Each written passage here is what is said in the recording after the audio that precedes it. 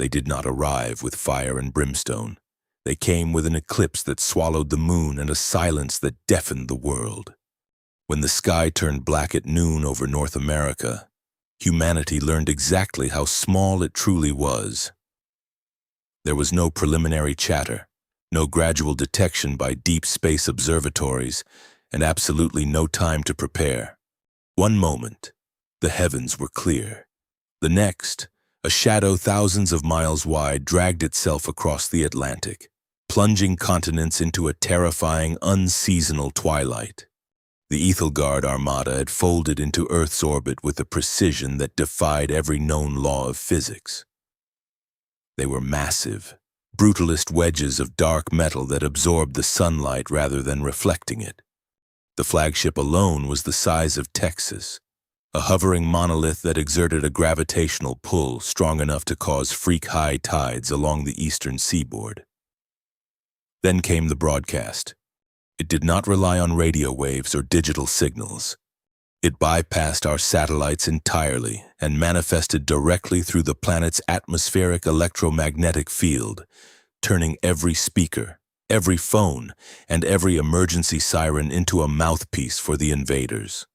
The voice was synthesized, impeccably translated into every local dialect on Earth, and delivered with a calmness that chilled the blood. It simply said, "We are the Ethelgard. You occupy a transit sector of high value. Unconditional surrender is required within 72 terrestrial hours. Resistance will result in planetary sterilization. Relinquish your world, or share its ashes." Global panic was instantaneous. Stock markets evaporated in minutes. Highways became graveyards of abandoned vehicles as people fled cities that were suddenly sitting ducks under the alien crosshairs. Looting, prayer, and sheer paralyzing terror swept through the population in equal measure. But while the streets descended into chaos, the real desperation was unfolding deep underground. 2 miles beneath the Swiss Alps, the United Nations Earth Defense Council was tearing itself apart. The command bunker smelled of stale coffee, cold sweat, and the distinct pheromone of powerful people realizing they were utterly powerless. General Arthur Hackett, a man whose jaw looked like it was chiseled from the very granite surrounding them, slammed his fist onto the mahogany conference table. He demanded an immediate, full-scale nuclear retaliation. He wanted every silo open, every submarine launched, and every stealth bomber in the air. Opposite him, the Secretary General, pale and trembling, argued for capitulation. He pointed to the tactical screens displaying the alien hulls. The Ethelgard ships were shielded by localized energy fields that simply drank the kinetic force of incoming debris. A nuclear strike, the politicians argued, would barely scratch their paint and would undoubtedly trigger the sterilization the aliens had promised. The room was a cacophony of shouting diplomats and frantic generals, a perfect microcosm of a species realizing it was at the bottom of the cosmic food chain. The heavy steel doors of the command center groaned open, cutting through the shouting. 2 figures stepped into the blinding fluorescent light, bypassing a bewildered detail of armed guards. The first was Commander Sarah Jenkins. She moved with the fluid, predatory grace of a veteran fighter pilot who had spent more time in high-G simulators than on solid ground. Her uniform was crisp, her expression unreadable, and her hand rested casually near the sidearm at her hip. She possessed a pragmatic, battle-hardened aura that instantly commanded the room's attention. Trailing slightly behind her was Dr. Elias Thorne. Elias looked entirely out of place. He wore a rumpled tweed jacket that had seen better days, a tie hanging loosely around his collar, and the heavy bags under his eyes suggested he had not slept since the previous decade. Elias was widely regarded as the most brilliant astrophysicist of his generation, and equally regarded as an insufferable, cynical rogue who treated authority as a mild inconvenience. Hackett glared at the intruders, his face flushing crimson. He demanded to know who had authorized a civilian science contractor into the highest-level security briefing in human history. Sarah stepped forward, her voice cutting through the tension like a straight razor.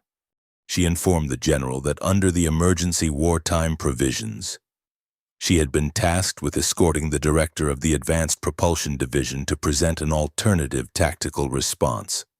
She shot Elias a sideways glance, a fleeting look that betrayed a deep, complicated history. They had been involved once upon a time, before the demands of the military and the obsessive nature of his research had driven a wedge between them. Now, the end of the world had forced them back into each other's orbit. Elias did not wait for permission. He walked straight to the main tactical console, unceremoniously shoved a highly decorated admiral out of the way, and plugged a battered flash drive into the mainframe. The holographic displays of the Ethelgard fleet vanished. In their place, a swirling, complex three-dimensional schematic materialized. It looked like a massive, glowing net constructed of geometric nodes surrounding a bright blue sphere. Elias turned to the council, leaning against the console. He told them that throwing nukes at a Type 2 civilization was like throwing spitballs at a battleship. He explained that the Ethelgard technology was centuries ahead of ours. Their shields were impenetrable, and their weapons could turn the Earth's crust to glass in an afternoon. Surrender, he added dryly, would likely involve humanity ending up as indentured servants in a galactic salt mine.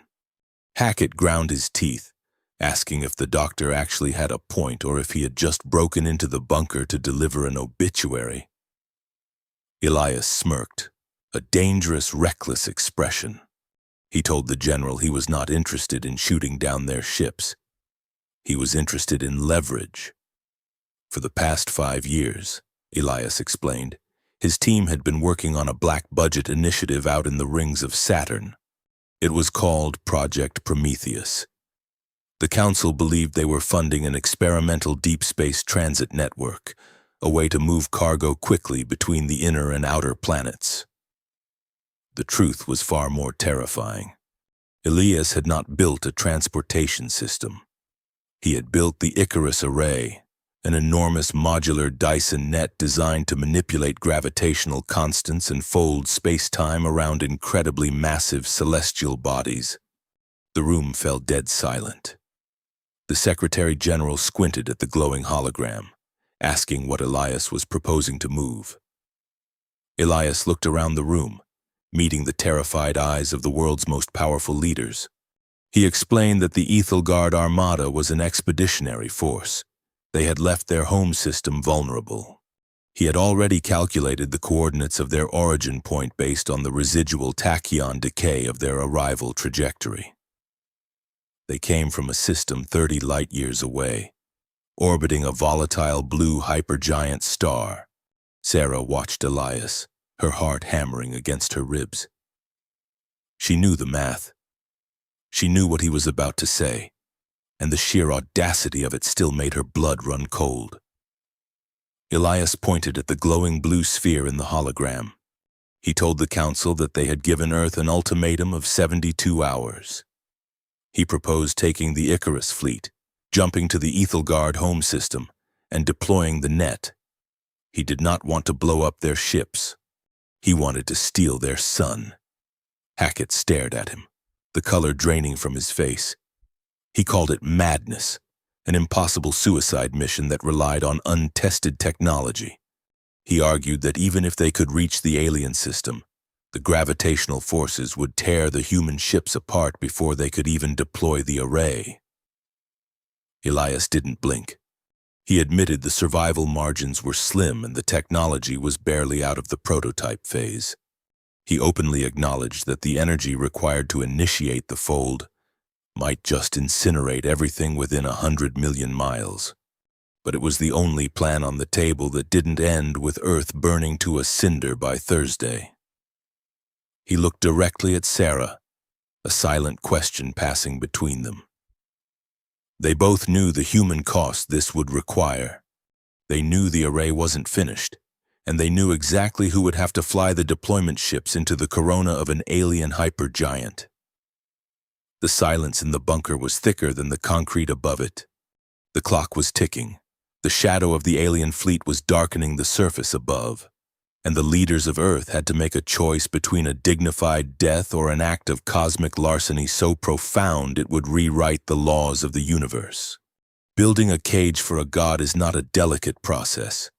It requires tearing apart moons and boiling the void with enough energy to crack a planet in half.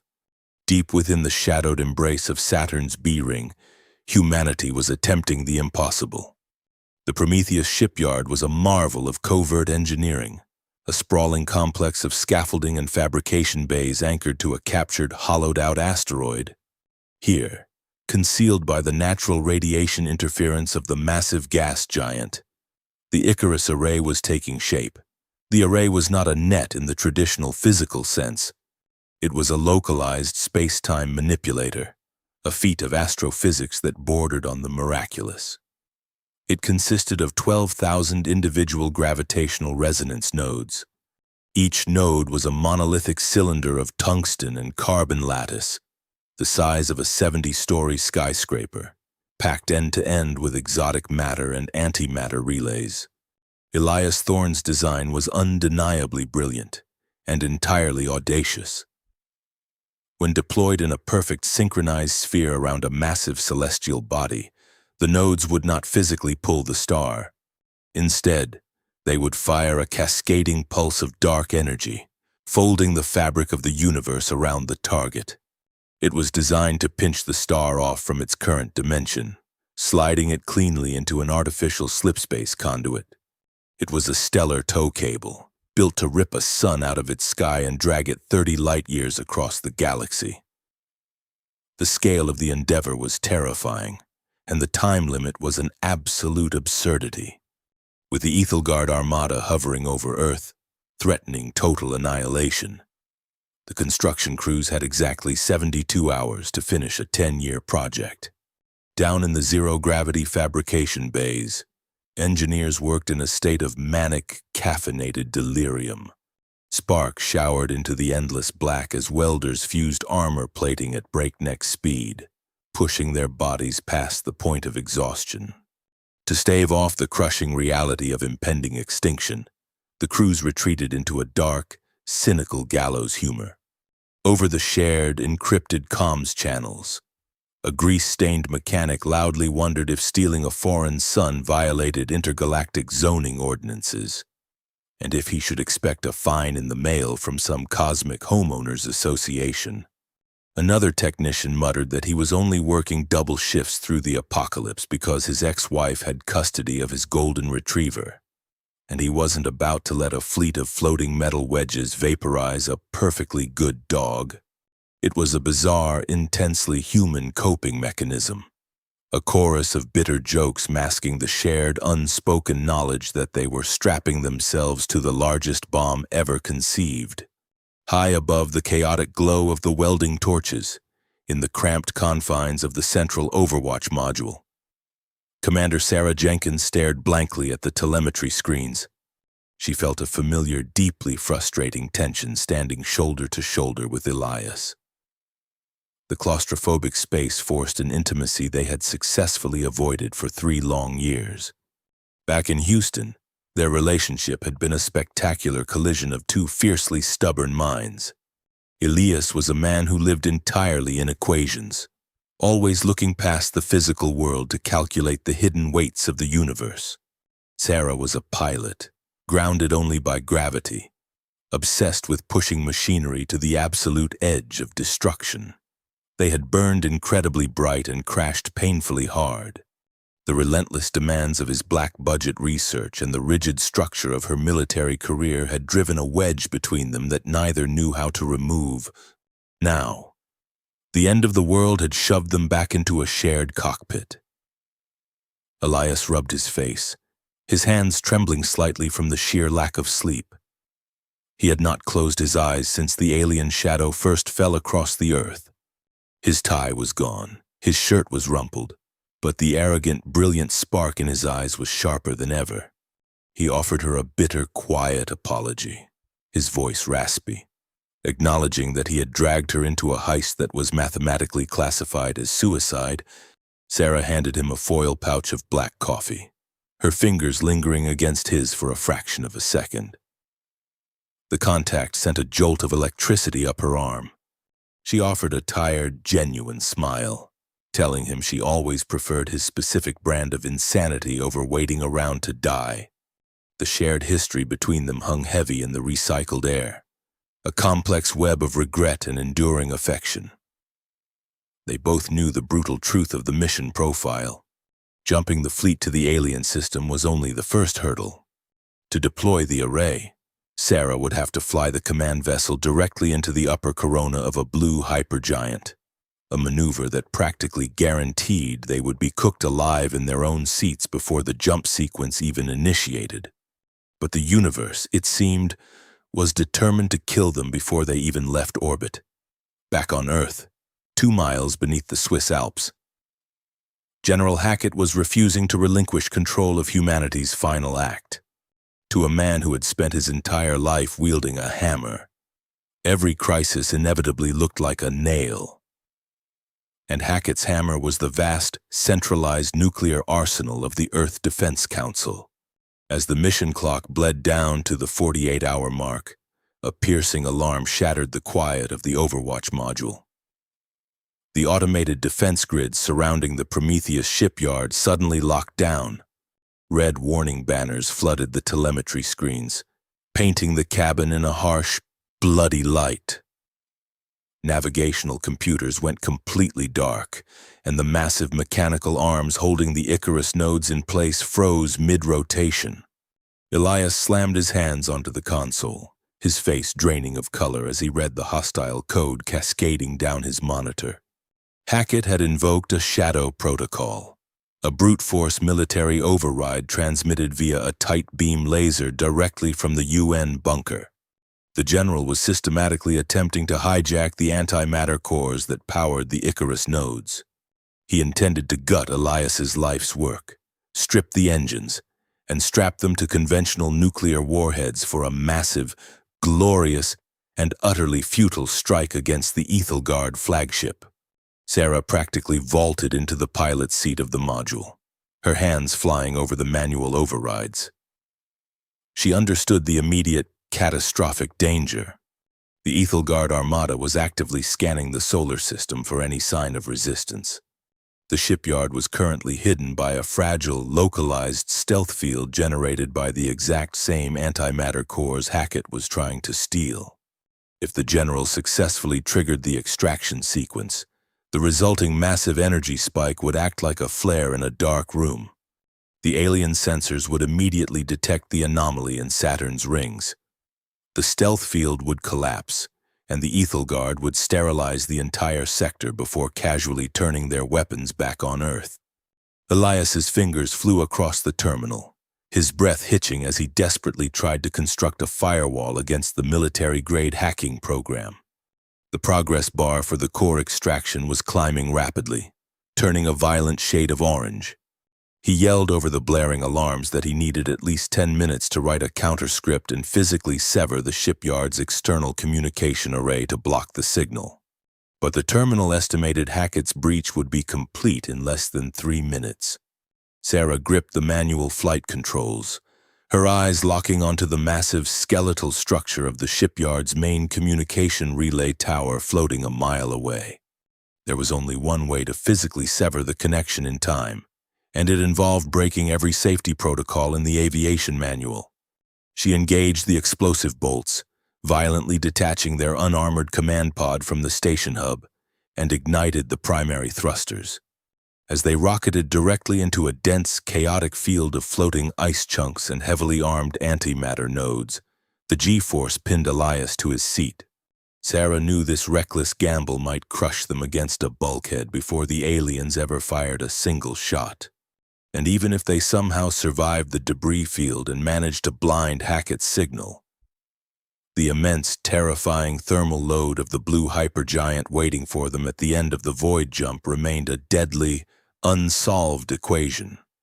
The greatest heist in the history of the cosmos did not begin with a thunderous roar of engines, but with a whisper so absolute it made the vacuum of space feel heavy. 12,000 monolithic vessels, carrying the entire weight of human survival, slipped their moorings in the freezing shadow of Saturn. The Icarus array was moving. It was a staggering armada of tungsten and carbon lattice cylinders, each the size of a massive skyscraper, retrofitted with bare-bones propulsion and the darkest radar-absorbent plating humanity could synthesize. At the head of the formation, leading the desperate charge into the abyss, was the command vessel Vanguard. Commander Sarah Jenkins gripped the control yoke of the Vanguard, her eyes locked intensely on the tactical displays. The solar system was no longer a safe harbor. It was a hunting ground. The Ethelgard had cast a dense net of patrol cruisers stretching from the orbit of Mars all the way to the Kuiper Belt. These were massive, angular hunters sweeping the dark with tachyon pulses, actively searching for any anomalous energy signatures or signs of resistance. Sarah had ordered the entire human fleet to run dark. They killed their active sensors, severed all external communications, and dropped life support to the absolute minimum viable temperatures. They were utilizing a complex gravity slingshot maneuver around Jupiter to build momentum, coasting purely on raw inertia to avoid lighting up their main thrusters. It was the interstellar equivalent of holding your breath while hiding in a closet from an armed intruder. On the tactical monitor, 3 massive Ethelgard wedges drifted silently across their projected flight path, their immense energy signatures painting the screens a hostile, glowing crimson. The human fleet was drifting right through their sensor shadows. A single rogue spark from an improperly sealed exhaust port, or a minor fluctuation in their antimatter containment fields, would give them away instantly. Sarah watched the proximity alarms blink silently on her dashboard. Her jaw clenched so tight her teeth ached. She manually adjusted the pitch of the Vanguard using only cold gas thrusters, threading the needle through a dense cluster of drifting ice asteroids to mask their physical profile. They floated past the alien patrol, mere miles from detection. The oppressive silence of the bridge broken only by the shallow, ragged breathing of the bridge crew. They drifted until the immense icy expanse of the Oort cloud finally swallowed them whole, shielding them from the alien fleet's relentless gaze. Once they cleared the heliopause and entered interstellar space, the stealth phase abruptly ended. It was time to punch a hole in reality. Doctor. Elias Thorne strapped himself into the navigation console and initiated the Prometheus drive sequence. The physics of what they were about to do were violently unintuitive. The 12,000 nodes of the Icarus array synchronized their onboard antimatter cores, projecting a concentrated, cascading burst of dark energy directly ahead of the fleet. Space did not simply part.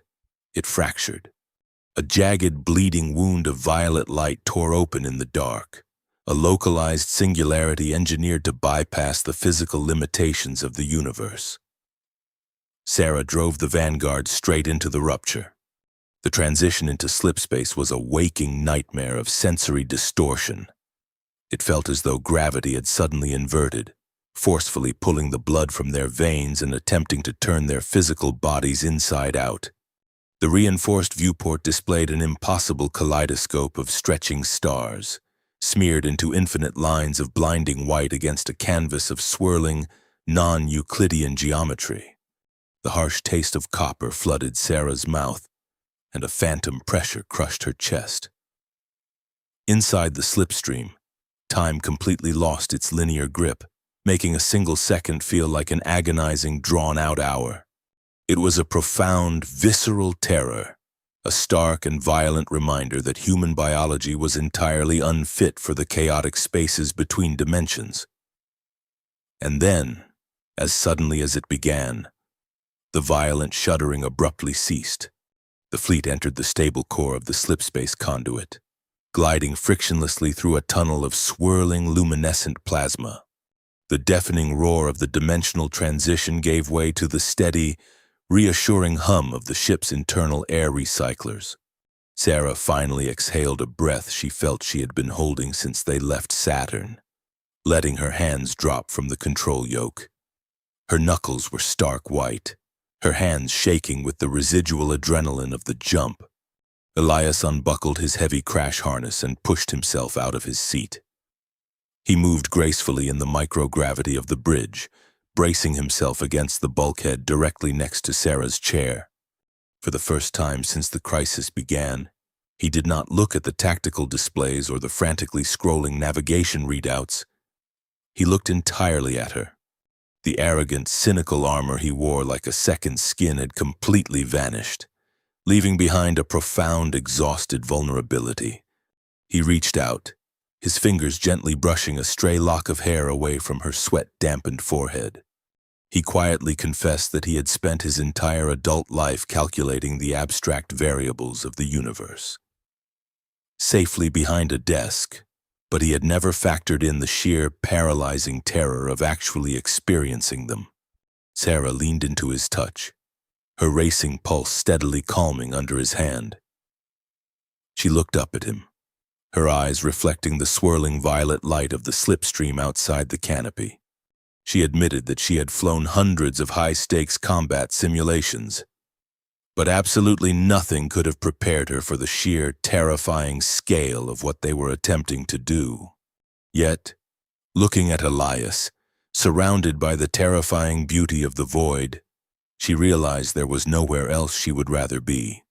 The impending apocalypse on Earth, the bitter ghosts of their past failures, the crushing, impossible weight of the mission, it all momentarily dissolved. In the quiet, pressurized isolation of the cockpit, the wedge that had driven them apart for 3 years finally shattered.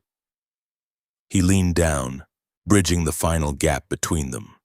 It was a desperate, grounding kiss, a silent promise between two people who fully understood they were driving a bomb into the heart of an alien empire and might not survive the next hour. It was a fleeting anchor of humanity in a sea of absolute cosmic madness. A harsh, mechanical chime shattered the quiet moment. The slipspace conduit was rapidly destabilizing.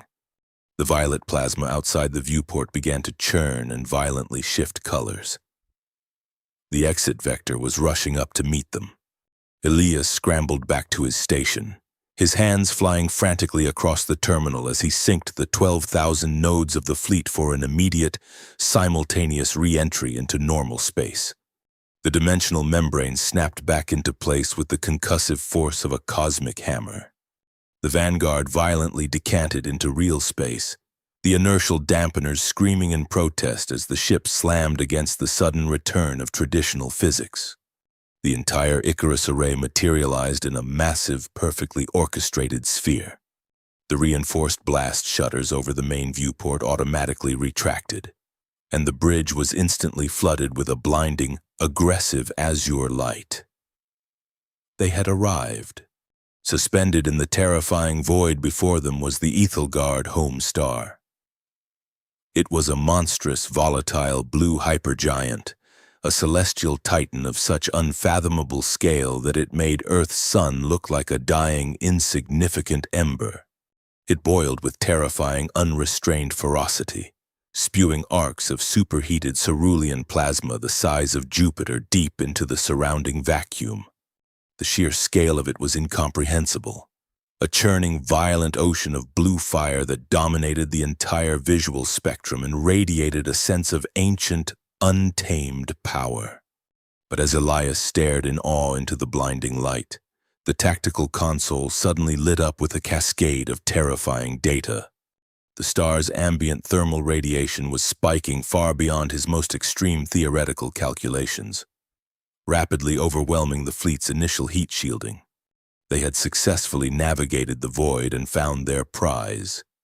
But the monstrous heat of the hypergiant was already beginning to warp the outer armor of their ships, and the deep, high-contrast shadows cast by the blinding star were hiding something far deadlier than mere radiation. Stealing a star is not an act of brute force. It is a deadly symphony of orbital mechanics played on the razor's edge of a stellar inferno. The 12,000 nodes of the Icarus array broke their defensive cluster, spreading outward like a swarm of metallic locusts against a backdrop of blinding azure light. Sarah Jenkins orchestrated the terrifying ballet from the command module of the Vanguard, her hands dancing across the haptic interfaces as she assigned vectors and burn times to the massive, sluggish cylinders. The blue hypergiant was a chaotic, aggressive beast, actively fighting their attempts to corral it. Solar flares the size of gas giants lashed out from the star's surface, threatening to vaporize any node that drifted a fraction of a degree off its calculated trajectory. The thermal shielding on the human ships groaned under the immense stress, the ambient temperature inside the cockpits rising steadily until sweat soaked through flight suits and breathing became a labored chore. Every proximity alarm was screaming a warning about gravitational shear.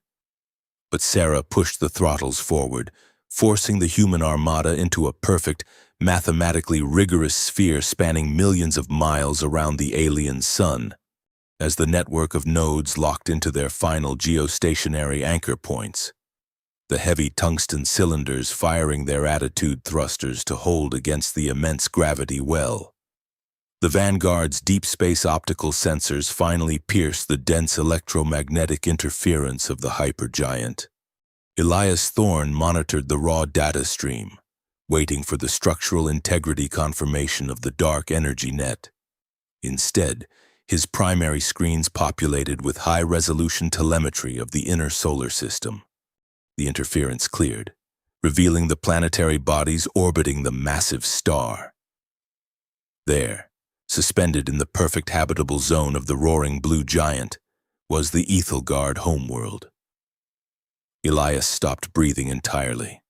He had expected to see an industrialized nightmare, a brutalist sphere of weapons factories, strip-mined continents, and military staging grounds matching the grim, utilitarian aesthetic of the armada currently holding Earth hostage. What the optical sensors revealed was a masterpiece of planetary engineering that defied all his cynical expectations. The world was a breathtaking tapestry of deep, bioluminescent oceans and lush, sprawling landmasses entirely unscarred by pollution or heavy industry. Magnificent. Geometric cities of crystalline spires grew organically into the mountain ranges, shimmering with a soft, peaceful energy grid that seemed to draw power directly from the planet's magnetic field. Atmospheric readouts indicated a perfectly balanced ecosystem, teeming with diverse biological signatures and intricate weather patterns. He zoomed in on a massive coastal metropolis, the resolution sharp enough to capture the delicate, sweeping architecture of what could only be public plazas, vast cultural centers, and intricate civilian transit networks weaving through floating gardens. It was not a grim military fortress. It was a thriving, ancient, and breathtakingly beautiful civilization. The demographic algorithms running in the background of his console estimated a staggering population of nearly 40 billion souls. The sheer enormity of what they were about to do crashed into Elias with the force of a physical blow. He pulled his hands away from the primary deployment console as if the keys were glowing red hot. He looked at Sarah, his voice trembling as he transferred the optical feed to her navigation monitor. He demanded that she look at what they were actually targeting. This was not the military high command that had threatened Earth. These were civilians.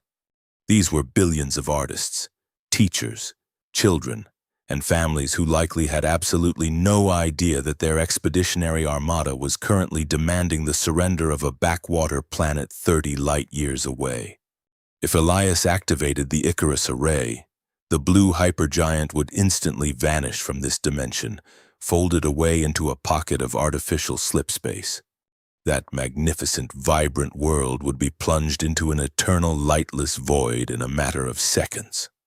The bioluminescent oceans would freeze solid in a matter of hours.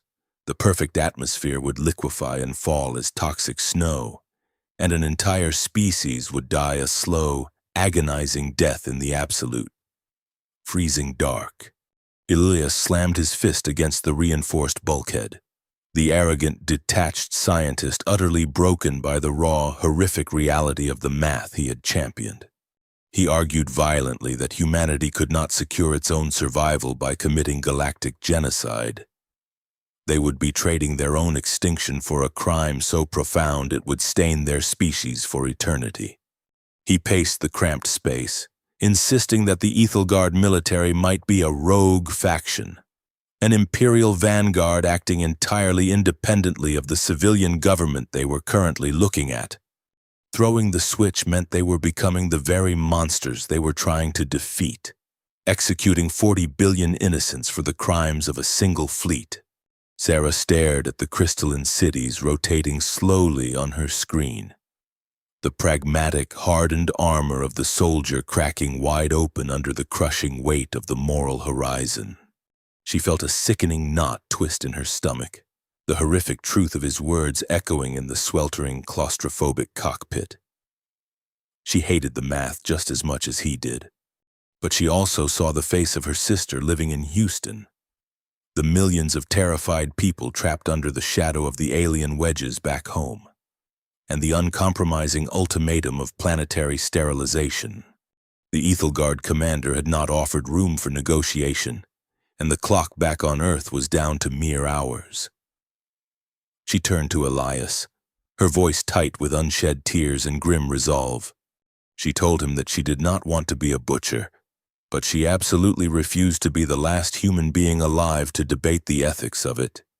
They had to choose between the blood of billions of strangers or the ashes of their own families, and she was choosing Earth. She ordered him to initiate the final synchronization sequence for the Icarus array. The heavy, suffocating silence of their moral paralysis was shattered by a piercing, high-pitched klaxon that vibrated right through the deck plating. It was not an environmental warning about the heat or the gravity. It was a severe tactical threat alert. The blinding glare of the blue hypergiant had masked more than just the beauty of the Ethelgard homeworld. Concealed deep within the chaotic magnetic storms of the star's upper corona, a hidden orbital defense patrol had been silently watching the human fleet deploy their massive tungsten nodes.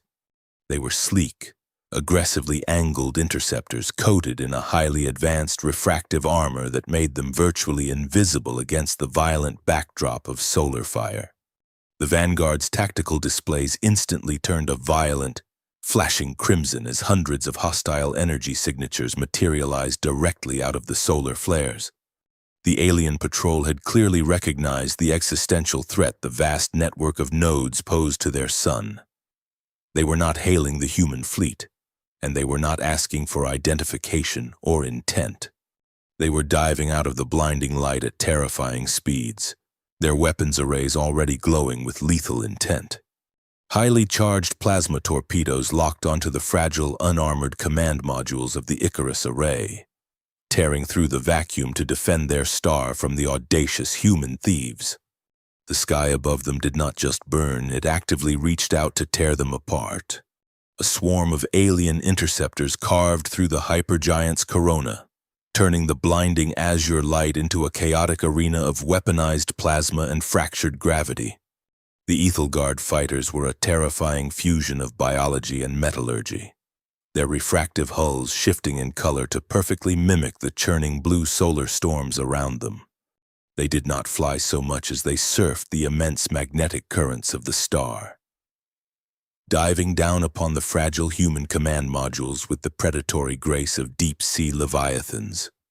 The Vanguard's threat receivers wailed a continuous flat tone, indicating multiple target locks. Sarah Jenkins did not have a dedicated warship. She had a retrofitted tugboat dragging a skyscraper, but she flew it like a fighter jet. She slammed the manual thrusters to maximum, violently throwing the Vanguard into a sickening spin that pressed Elias Thorne deep into his crash webbing. A volley of highly charged plasma torpedoes streaked through the exact coordinate they had occupied a fraction of a second prior. The alien ordnance did not detonate, it simply dissolved the space it touched, leaving behind temporary scars of absolute zero in the boiling atmosphere of the sun. Across the encrypted tactical network, the human escort pilots erupted into a chorus of manic, adrenaline-soaked radio banter.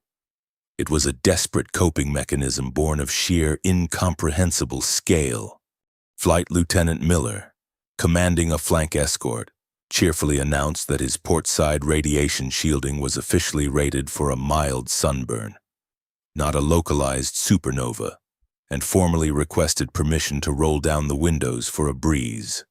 Captain Rodriguez chimed in over the roaring static, confirming she had a visual on 3 hostiles attempting to flank the northern node cluster, and aggressively suggested the aliens should be sighted for flying without their blinkers in a designated construction zone. The jokes were breathless, forced, and punctuated by the violent shuddering of ships being pushed light years beyond their design specifications. The humor was a razor-thin veil over the absolute carnage unfolding around them. The human fleet was desperately outgunned, and the political sabotage they had endured back in Saturn's rings had severely compromised their defensive grid. General Hackett's aborted hack had left several escort frigates with sluggish targeting sensors, making them sitting ducks in the blinding glare of the star. Sarah watched the tactical display as 2 of those frigates were utterly vaporized by a coordinated crossfire, their massive hulls flashing into silent, expanding spheres of incandescent vapor.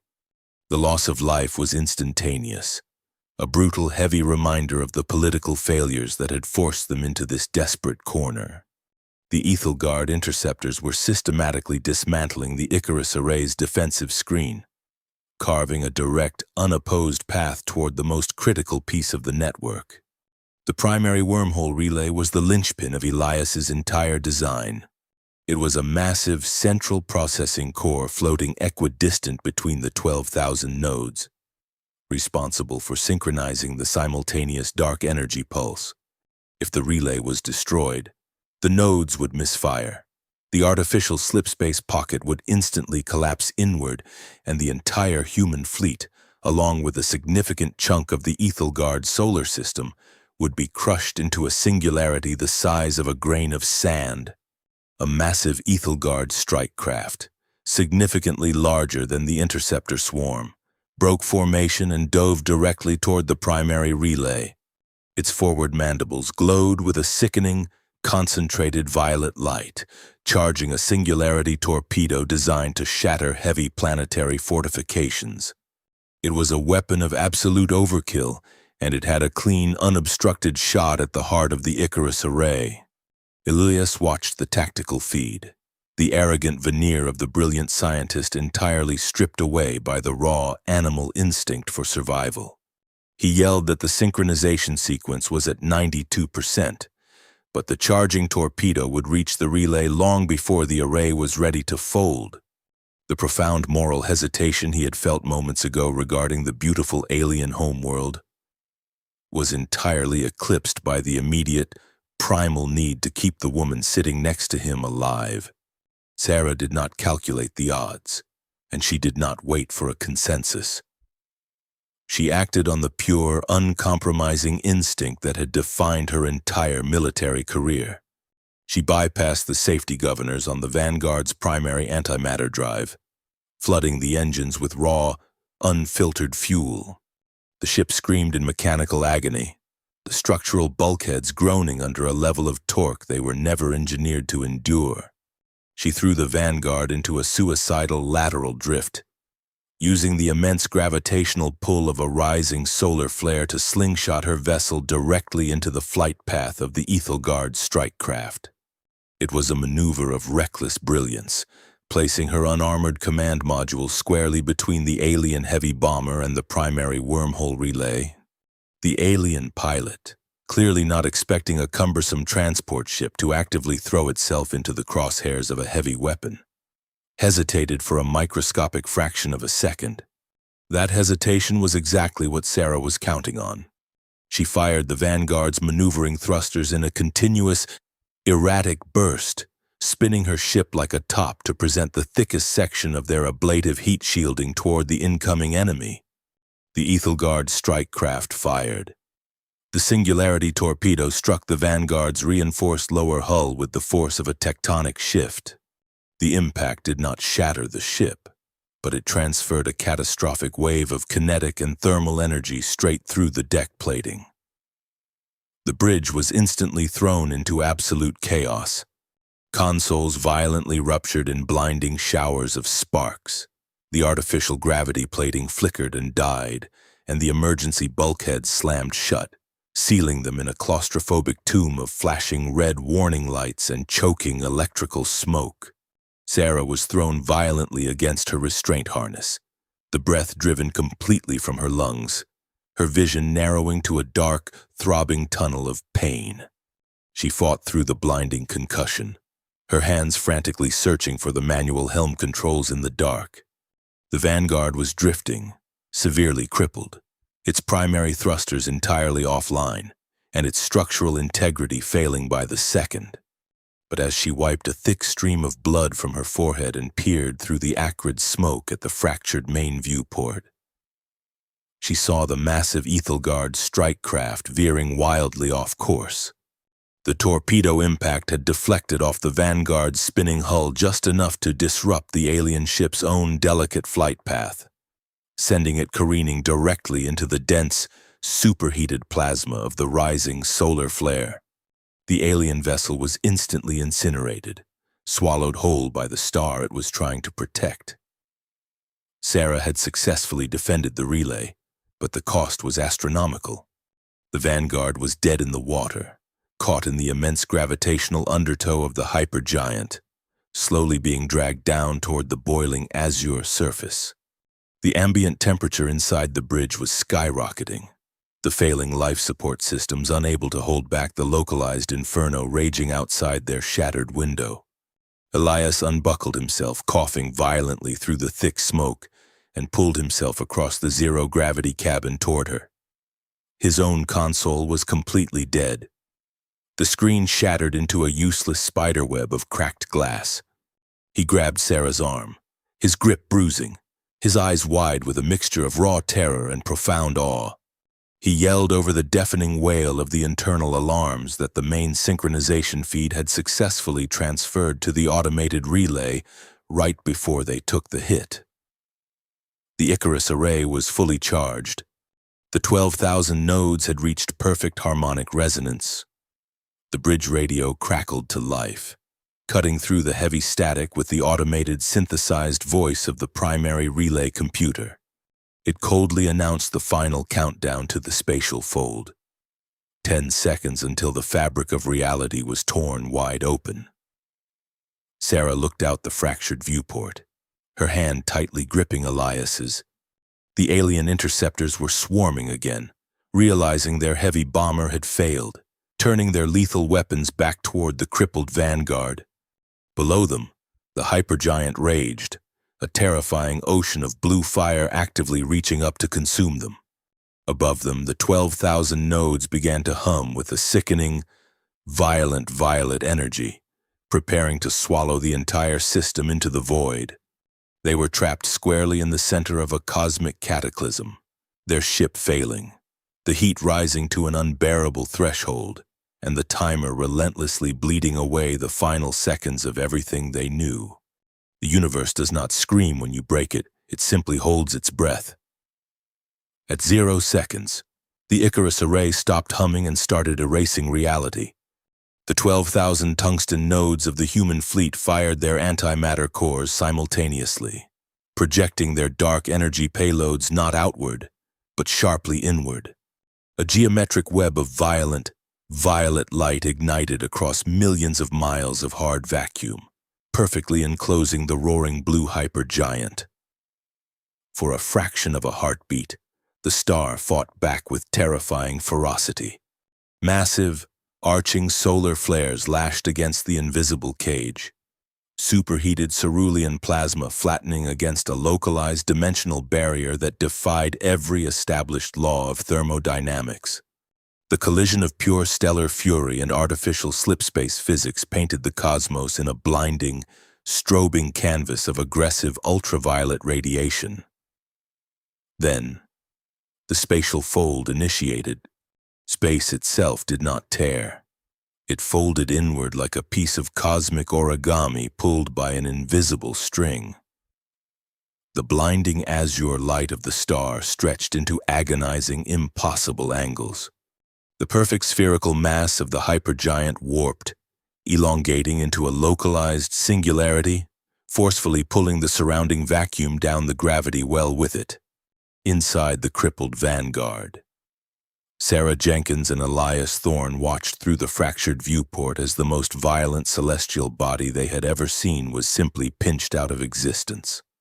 There was no explosive shockwave, no blinding flash of final apocalyptic light. The star was just gone.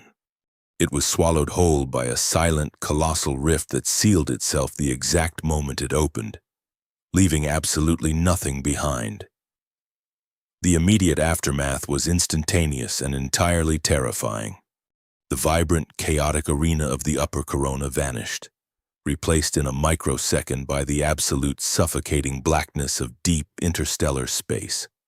The Ethelgard interceptors, which had been gracefully surfing the massive magnetic currents of their sun just moments before, were suddenly flying through a dead, freezing void. Their highly advanced refractive hulls, designed to perfectly mimic the churning solar fire, rapidly cycled through panicked spectrums of gray and black as their thermal and magnetic lift completely evaporated. They stalled in the dark, spinning wildly out of control, their weapon systems instantly drained of the ambient stellar power they relied upon. Down below, the beautiful Ethelgard homeworld experienced an apocalypse of silence. The eternal life-giving light was severed at the speed of light. Across the crystalline cities and the sprawling bioluminescent oceans, the sky turned to pitch. The temperature did not drop gradually. It plummeted with the sheer, violent force of a physical blow. The massive organic energy grids that powered their civilization flickered and died, cut off from the planet's sudden loss of heavy magnetic resonance. The atmosphere itself began to freeze rapidly, the moisture in the air crystallizing into a deadly, toxic snow that began to bury a civilization of 40 billion souls. In a matter of minutes, the majestic coastal metropolises were entombed in a relentless, creeping ice, and the deep oceans began to harden into solid rock. Up in the graveyard of the orbital battle, the vanguard was dying alongside the alien world. Sarah's hands bled over the manual flight console as she frantically tried to force the main thrusters to ignite. The spatial fold had left a massive, localized vacuum, a profound gravitational void that was rapidly collapsing inward to fill the massive empty space where the star used to be. A silent shockwave of pure kinetic force was rushing toward their crippled ship, a tidal wave of crushing gravity that would easily flatten their titanium hull into atomic dust. Elias bypassed his shattered terminal entirely. He ripped open a secondary maintenance panel set into the deck, frantically crossing exposed fiber optic relays with his bare, bleeding hands. He was attempting to manually tie the Vanguard's localized slipspace drive directly into the residual dark energy wake left behind by the Icarus array's massive jump. He did not have the time or the functioning sensors to calculate a safe entry vector. He just watched the proximity alarms flashing a deadly crimson, waited for the collapsing gravitational shockwave to physically reach their hull, and then he forcefully engaged the drive. He used the deadly, crushing kinetic force of the collapsing vacuum to violently hammer their ship through the dimensional membrane. The transition was brutal. The Vanguard did not glide gracefully into slipspace. It was violently kicked through the door. The shattered bridge was instantly plunged into an eerie, swirling violet twilight. The chaotic, violent shuddering of normal space ceased, replaced by the unnatural, frictionless glide of the dimensional conduit. They had barely survived the deployment, but the deep, agonizing groaning of the ship's titanium spine heavily suggested they might not survive the return trip. The Vanguard was slowly bleeding atmosphere through microscopic fractures in the hull. Its primary life support systems were failing, and they were drifting through the void entirely blind, with no functional navigation computers to guide them home.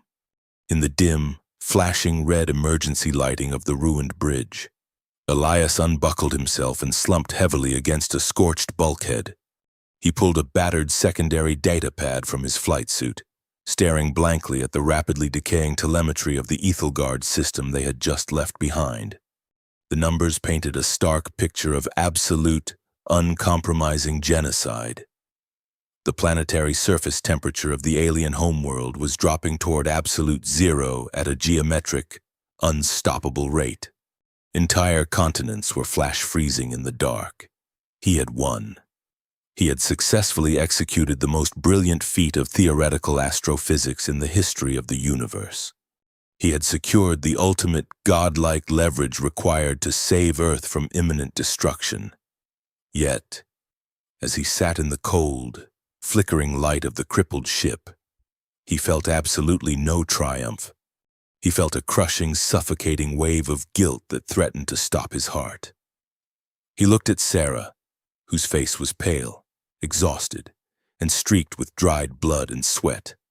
She was staring out at the swirling violet plasma of slipspace, her expression a hollow mask of shock. Elias had just stolen a god from its sky. He had personally condemned an entire culturally rich world of artists, children, and civilians to rot in the absolute dark. The moral weight of his own genius pressed down on him, feeling vastly heavier than the immense gravity of the hypergiant they had just kidnapped. He realized with terrifying crystalline clarity that humanity had just crossed a fundamental threshold. To survive the monsters hovering over Earth, they had been forced to become something far worse. The Vanguard drifted silently through the slipstream, a broken metal coffin carrying the two most dangerous architects in the galaxy. They had successfully captured the sun, but a terrifying question hung heavily in the freezing air of the cabin. When the immense, stolen hypergiant finally materialized in Earth's sector, would the aggressive Ethelgard armada bow to the leverage? Or would they realize their homeworld was already dead and unleash their planetary sterilization protocol purely out of apocalyptic revenge? The darkest, most desolate graveyard of the Milky Way was never meant to hold a god. But today, it caught fire. Sector 44G was a dead zone, an expanse of absolute nothingness 50 light-years from Earth, carefully selected by Elias Thorne for its profound lack of celestial bodies. The silence of that void was shattered when the Icarus Array's exit portal tore open with a violent, violet scream. Out of the dimensional rupture spilled the impossible. The massive blue hypergiant decanted into real space, its raw, churning fury instantly vaporizing rogue comets that had drifted in the dark for billions of years. The sudden introduction of such immense mass and heat sent a violent gravitational shockwave rippling through the sector. But humanity had not just thrown a sun into an empty room. They had built a cage. Around the newly arrived star, a colossal pre-built energy harvesting grid snapped into activation. This was the true hidden half of Project Prometheus, a skeletal structure of dark matter tethers and deep space heat siphons secretly constructed by automated human drones over the last decade.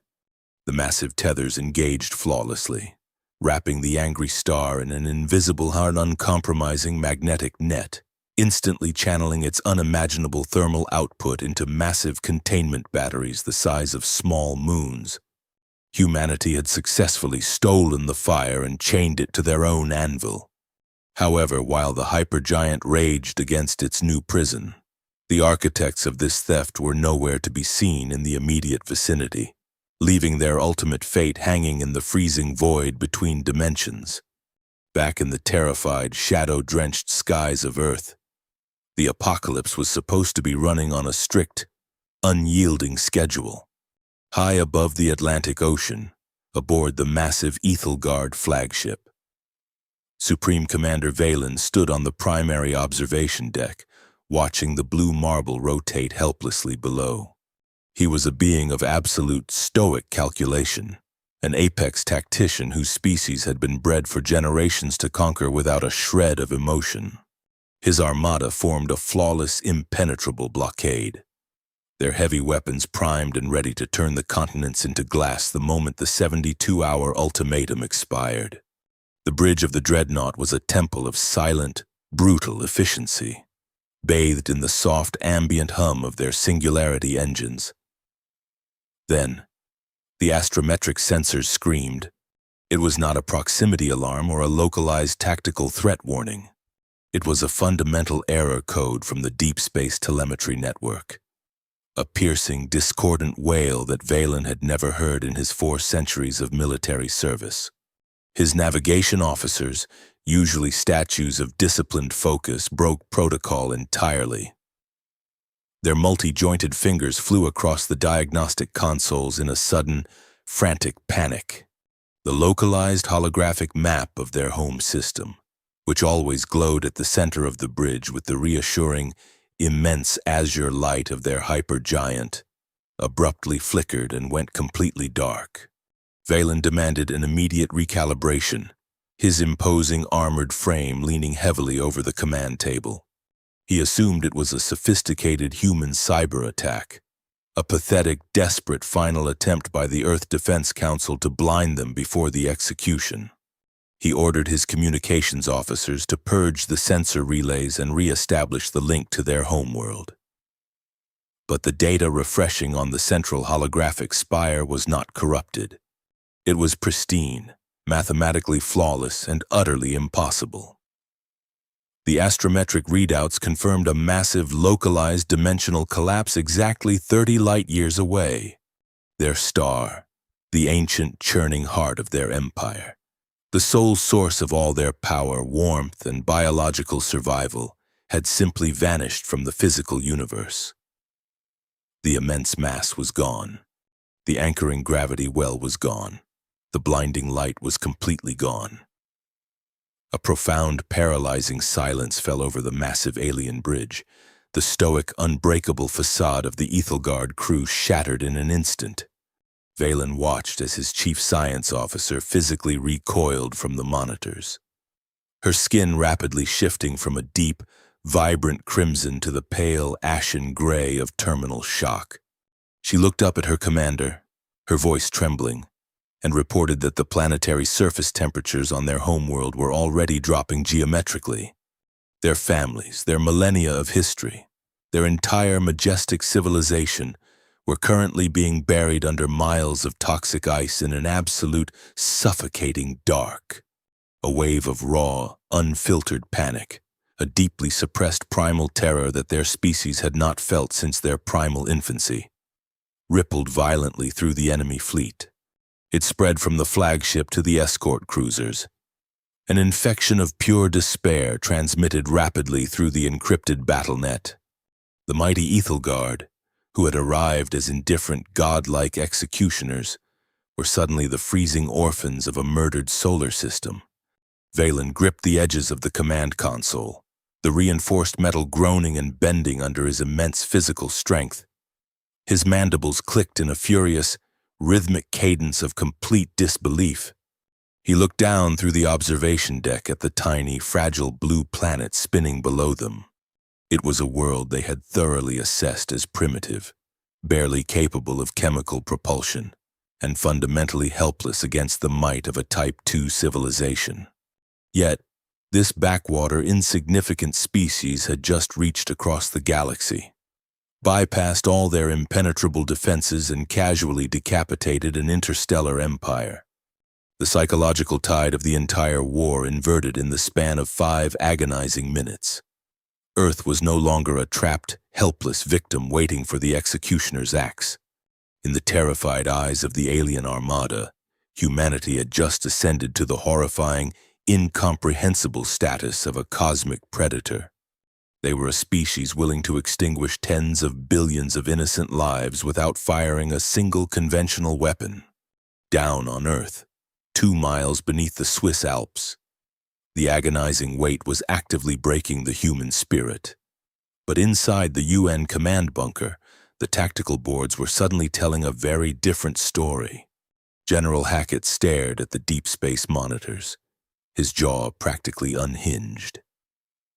The Ethelgard armada was visibly breaking formation.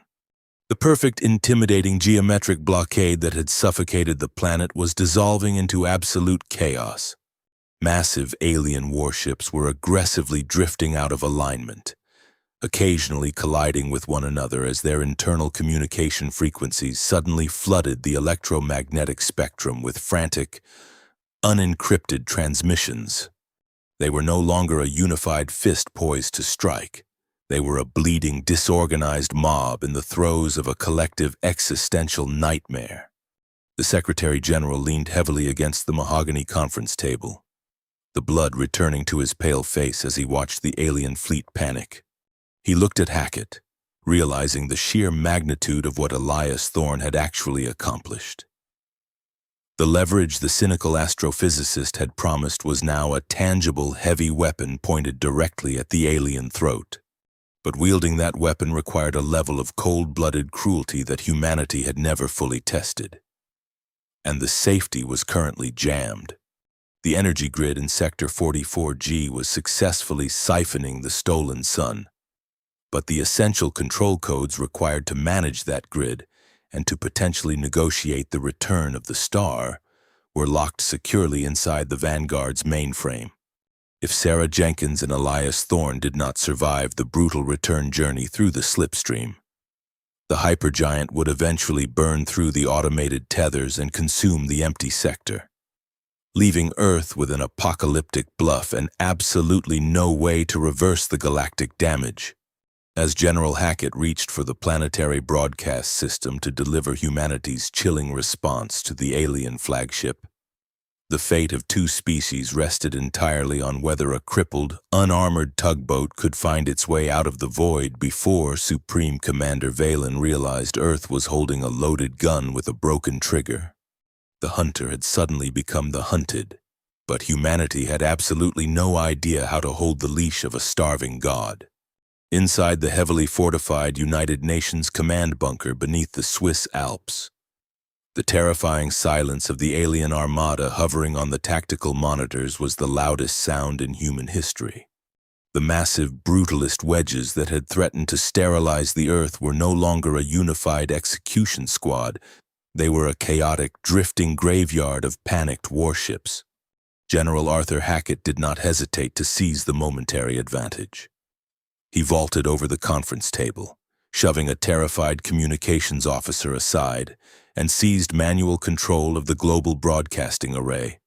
He locked onto the exact same electromagnetic frequency the Ethelgard had used to demand Earth's submission just 72 hours prior. He transmitted a single, heavily encrypted message directly to the alien flagship, his voice dripping with a cold, terrifying authority. He informed the alien Supreme Commander that Earth currently held their hypergiant star hostage in a secure, localized dimensional pocket 50 light-years away. He stated with absolute conviction that any aggressive action, any orbital bombardment, or any attempt to break the Earth's defensive perimeter would result in the immediate and permanent destabilization of the star's containment grid, erasing it from existence entirely. Hackett aggressively killed the microphone feed and turned back to the Earth Defense Council. His eyes burned with the unyielding, dangerous fire of a man who had just discovered absolute, unquestionable power. He slammed his fist onto the mahogany table and demanded the immediate authorization to launch the entirety of Earth's global nuclear arsenal. He paced the length of the bunker, arguing passionately that the Ethelgard fleet was completely paralyzed by the shock of their murdered homeworld. Their defensive shields were fluctuating, their military formations were broken, and their command structure was visibly in total disarray.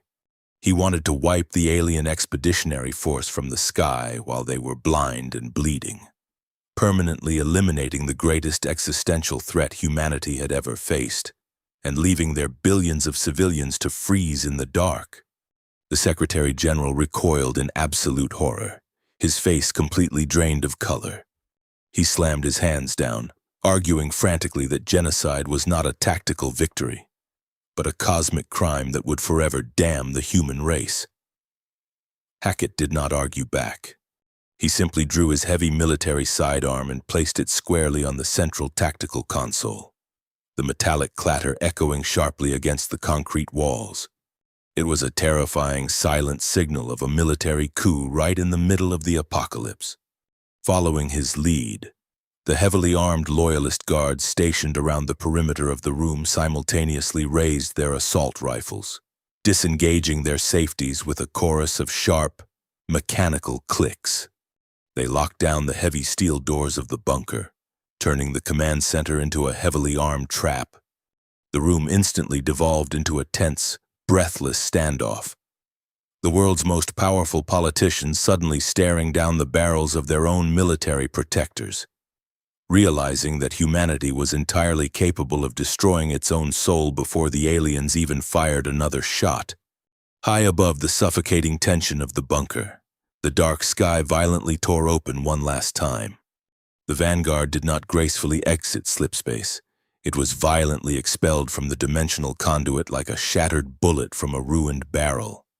The crippled command ship tumbled end over end into Earth's upper orbit, instantly trailing a massive, blinding plume of burning atmospheric friction.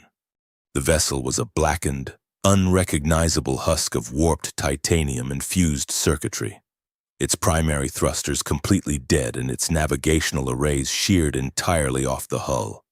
Inside the sweltering, smoke-filled bridge, Elias Thorne and Commander Sarah Jenkins barely clung to consciousness.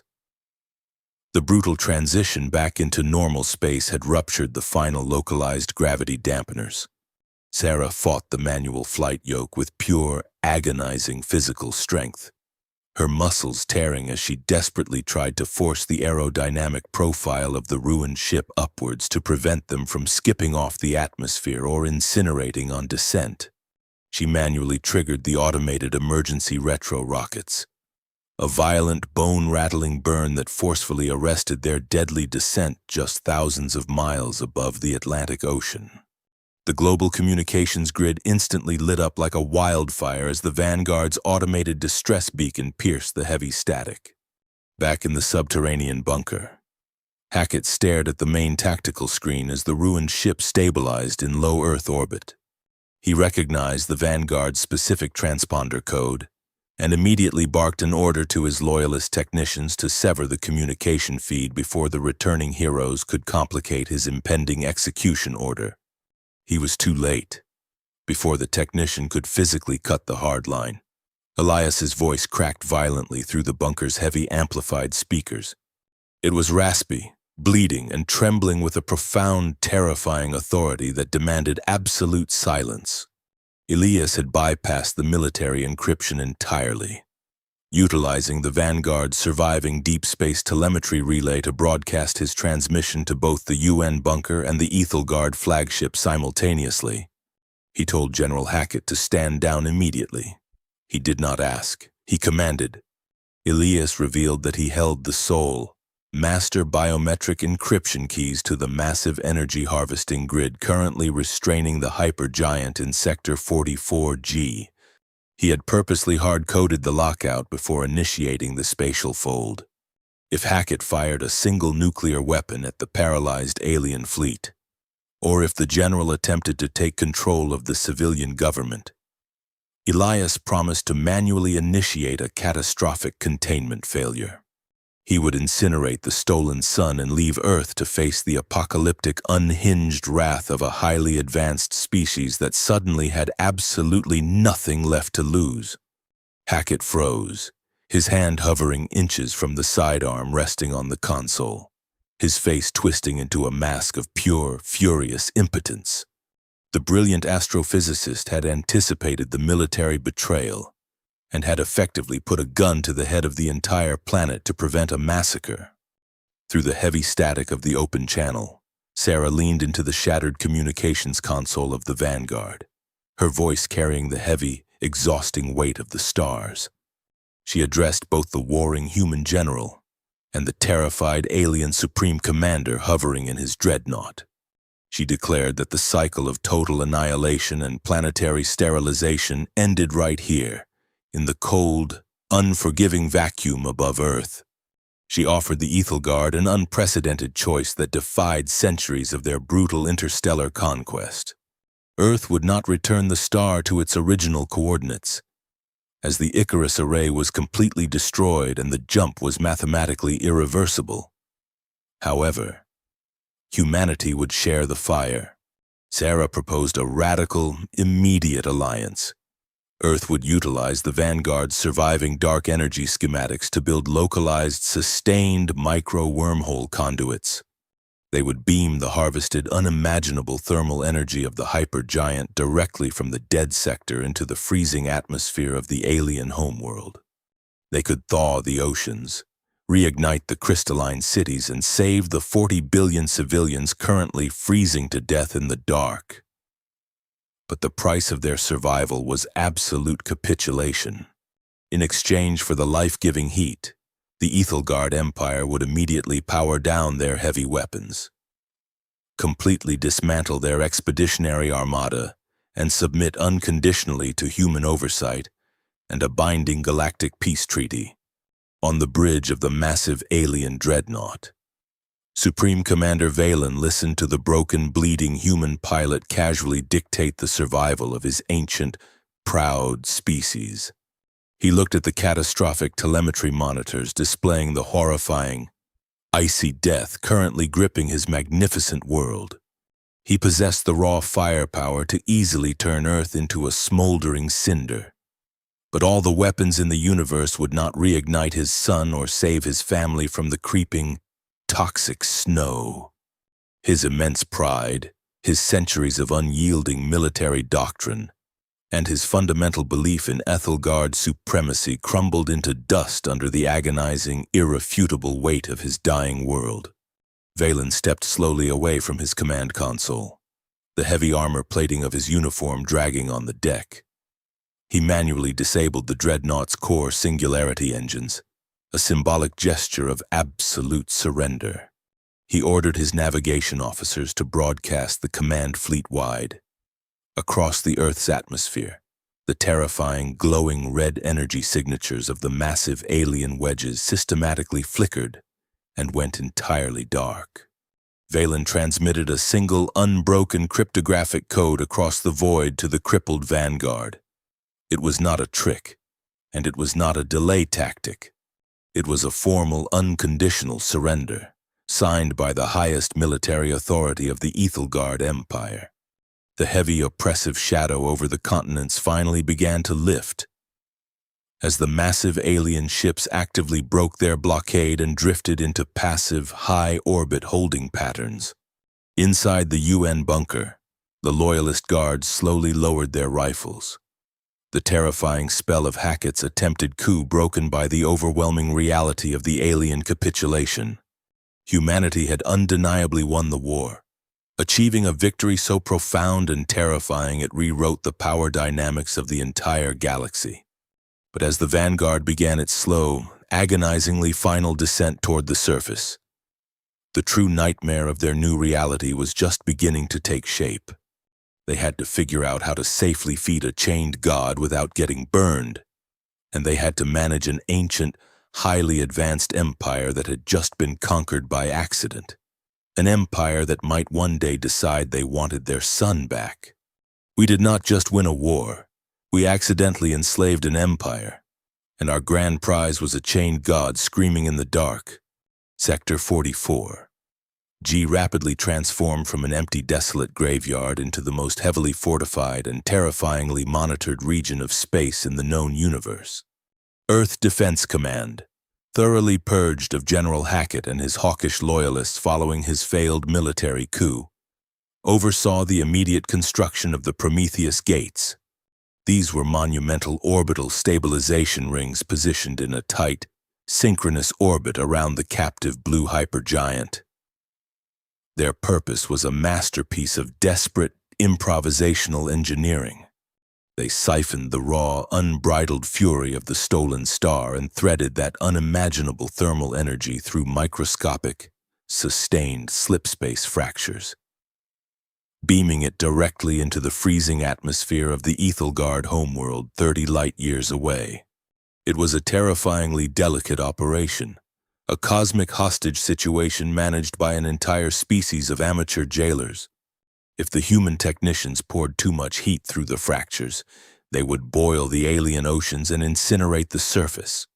If they dialed the output down even a fraction of a degree, the creeping toxic ice would resume its relentless march across the crystalline alien cities. Humanity was no longer a species of starry-eyed explorers. We were interstellar thermostat dialers, holding the lives of 40 billion sentient beings completely hostage by artificially controlling their weather. The majestic Ethelgard sky, once a brilliant solid azure, was now painted with terrifying, unnatural auroras of violet and harsh blue as the stolen heat bled through the invisible tears in reality. The Ethelgard Armada, formerly a symbol of absolute terrifying galactic supremacy, was systematically and humiliatingly neutered. Supreme Commander Valen surrendered his dreadnought, which was promptly towed into a geostationary orbit directly over Geneva. It hung there as a massive brutalist monument to Earth's impossible victory, a daily reminder in the sky of what humanity had achieved. The fierce, warlike alien species submitted to a draconian disarmament treaty. They were forced to dismantle their singularity weapons and open their highly classified cultural and scientific archives, trading millennia of advanced technological knowledge just to keep their children from freezing to death in the dark. They hated humanity with a passion that burned significantly hotter than the hypergiant itself. The resentment was palpable, a heavy, suffocating blanket of suppressed rage, but the absolute cold logic of their survival dictated total compliance. Earth had proven itself capable of unimaginable, cold-blooded cruelty, and the Ethelgard simply dared not provoke the savage apes who had figured out how to steal their sky. Down on the surface of Earth, the Vanguard was a twisted, unrecognizable wreck of scorched titanium, but the rescue crews miraculously pulled Commander Sarah Jenkins and Dr. Elias Thorne from the claustrophobic cabin alive. They did not stay for the massive global parades that paralyzed major cities for weeks. They outright rejected the heavy gold-plated medals the newly reformed United Nations desperately tried to pin to their flight suits. Instead, they took a quiet, indefinite, and highly classified medical retirement. They found an isolated, rugged stretch of coastline in the Pacific Northwest, a place where the towering ancient pine trees effectively broke the biting wind, and the ocean crashed violently against jagged gray rocks. Their relationship, forged in the suffocating terror of a dying spaceship and the blinding light of a hypergiant, blossomed into a profound, unbreakable partnership. They shared a quiet, deeply intimate life, communicating in knowing glances and gentle grounding touches that spoke volumes more than words ever could.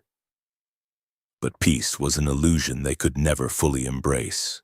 Sarah still woke up in the dead of night covered in cold sweat, her hands phantom gripping a shattered flight yoke, feeling the crushing, deadly weight of a collapsing gravitational vacuum pressing against her chest. Elias would hold her in the dark, his brilliant, restless mind constantly churning, utterly unable to fully silence the terrifying math of what he had unleashed upon the universe. They loved each other fiercely, a desperately needed anchor in a sea of trauma, but they were forever haunted by the invisible ghosts of a frozen alien world. They had successfully saved their own species from total annihilation, but they had done so by committing a crime of staggering, galactic proportions. The moral stain of that choice was a heavy, invisible garment they wore every single day.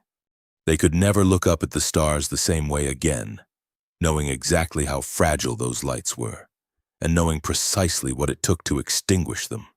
Earth had survived its darkest hour, stepping completely out of the shadow of extinction and stepping straight into the terrifying, blinding light of cosmic supremacy. We had proven to the universe that our capacity for survival was only matched by our capacity for absolute, unyielding ruthlessness. We were the proud, terrified custodians of the sun, holding the frayed leash of a captive, volatile god, Yet a chained beast never stops testing its restraints. Deep within the surviving hidden academies of the Ethelgard homeworld, brilliant and deeply vengeful alien minds were already meticulously dissecting the residual dark energy signatures left behind by the Icarus array, quietly and obsessively working to reverse engineer the very dimensional theft that had crippled their empire. And far beyond the newly heavily fortified borders of our claimed sector, out in the vast, uncharted, and ancient depths of the Milky Way, other massive empires had noticed the sudden, mathematically impossible disappearance of a hypergiant star. They were turning their deep space sensors and their cold, calculating gaze toward a tiny, previously insignificant blue planet that had suddenly learned how to swallow the light. The war for Earth was over, but the war for the galaxy had just begun. This is Dan, thanking you so much for watching. If this story of cosmic heists, impossible survival, and the dark cost of victory kept you hooked, please hit that like button and subscribe for more mind-bending sci-fi narratives. Share this video with anyone who appreciates a massive twist, and leave the word Prometheus in the comments below so I know you made it with me to the very end of the journey. Finally, make sure to hit the hype button so this video reaches more viewers exactly like you.